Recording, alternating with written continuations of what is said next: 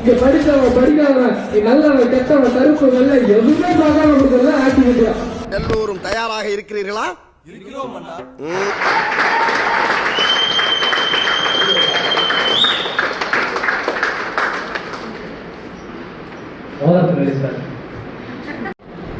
ஒரு அடுத்த நாள் உங்க வீட்டுக்கார மகன் போன் அடிக்கிறார். போன் அடிச்சு இந்த மாதிரி நீ இல்லாம என்னால இருக்க முடியல, தயவு செஞ்சு வீட்டுக்கு வந்துரு, நீ இல்லாம என்னால ஒரு நிமிஷம் கூட இருக்க முடியல அப்படின்னு சொல்லி போன்ல சொல்லிட்டாங்க. இப்ப அதுக்கு அந்த அம்மா தெளிவா பதில் சொல்றாங்க. என்ன பண்ணிட்டு இருக்க? டீ குடிச்சிட்டு இருக்க. அந்த கப்பை கீழே போடு. கீழே போட்டாப்ல. இப்ப எப்படி அந்த கப்பு எப்படி உடைஞ்சதோ அந்த மாதிரிதான் நீ சொன்ன வார்த்தை என் மனசுல இருந்து தீரவே தெரியாது. அடியே நான் பிளாஸ்டிக் கப்ல சம்பாதிக்கவே முடியுது, அந்த வேலையை அவங்களால எடுத்துக்க முடியுது. மீதி இருக்கிறவங்களாம் 1,00,000 பேர் காலேஜ் விட்டு வெளியே வராங்க. 1,00,000 பேர் வெளியே வராங்க ஒரு 1 இயர்ல.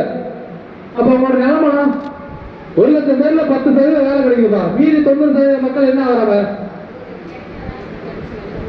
கிடைக்கிற வேலையோ கிடைக்காத வேலையோ ஏதோ ஒரு வேலைக்கு போயிட்டு இருக்காங்களா இல்லையா?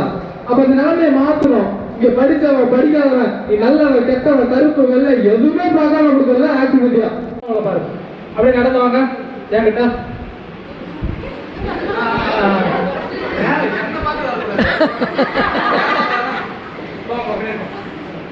நல்லா மேல பாருங்க.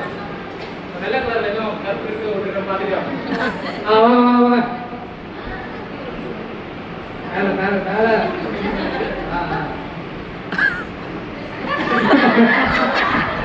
பார்த்துட்டு இருந்தாரா? சரி எது உள்ள ஓடுது.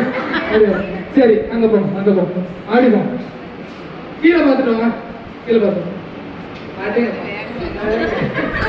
ஓகே ஓகே இப்ப மட்டும் வரீங்க. இப்ப யார் யாரெல்லாம் நோட் பண்ணீங்கன்னு தெரியல. மேல பார்த்து நடக்கும் போது அவர் எப்படி நடந்தாரு?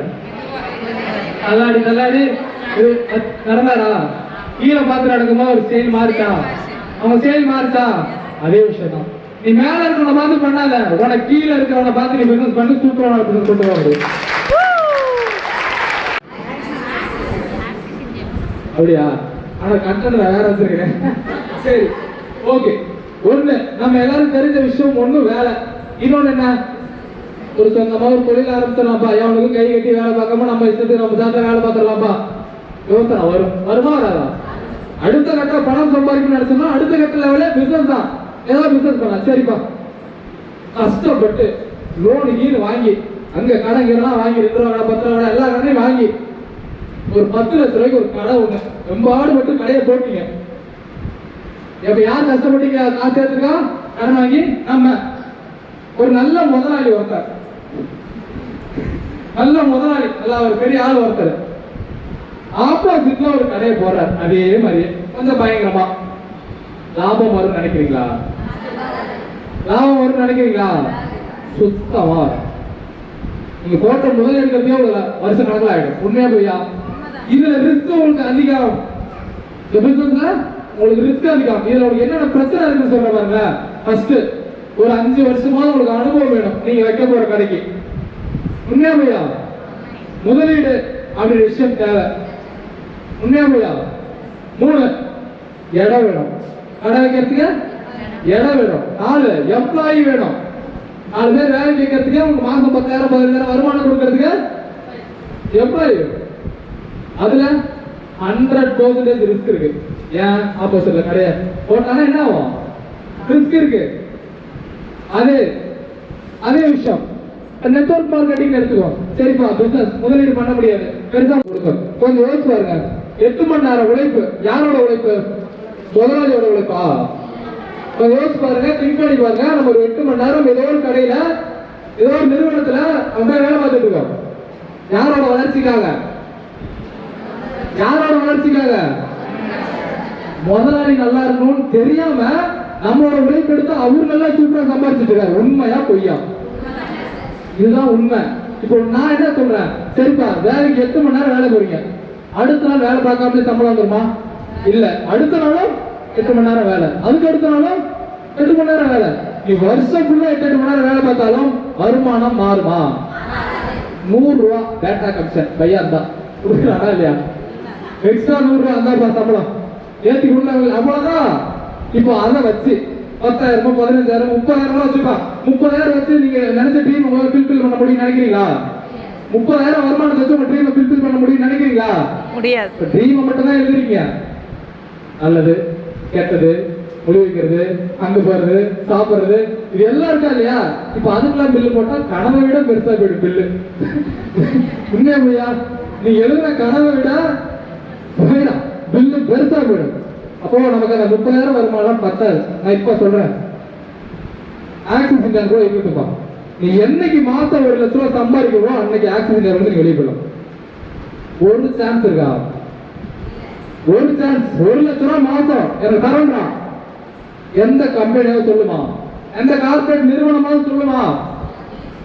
1 லட்ச ரூபாய் இருந்தா உங்க லைஃபை மாத்த முடியுமா முடியாதா? முடியும் நினைக்கிறீங்களா இல்லையா? யார் யாரும் நினைக்கிறீங்க? ரைட். 1 லட்ச ரூபாய் இருந்தா ஏன்னா ஓகேப்பா என் திரும்பி என்னால ஃபில்பில் பண்ணிக்க முடியும். இப்போ 1 லட்ச ரூபாய் இங்க தெரியுற வேலையில கொடுப்பாங்களா? என்னதான் வாங்க ஓட்டி பார்த்து நீங்க வேலை பார்த்தாலும் 1 லட்ச ரூபாய் சம்பளம் தருவாங்களா? கேட்கல, வர மாட்டாங்க. சரிப்பா 1 லட்ச ரூபாய்க்கு செட் ஆகல கொடுக்க மாட்டாங்க. சரி அந்தாண்ட போவோம். பிசினஸ் பண்ணணும் யாராச்சும் ஐடியா இருக்கு? கமிட்மெண்ட் இருக்கு, நான் எப்படி சம்பாதிக்கிறது அப்படின்னு பார்க்கும்போது எங்களுக்கெல்லாம் தெரிஞ்ச ஒரு விஷயம் மாதிரி உங்களுக்கு ஒண்ணு கையில இருக்குன்னா அது ஆக்சிஸ் இந்தியா அப்படின்ற நெட்வொர்க் மார்க்கெட்டிங் மட்டும்தான்.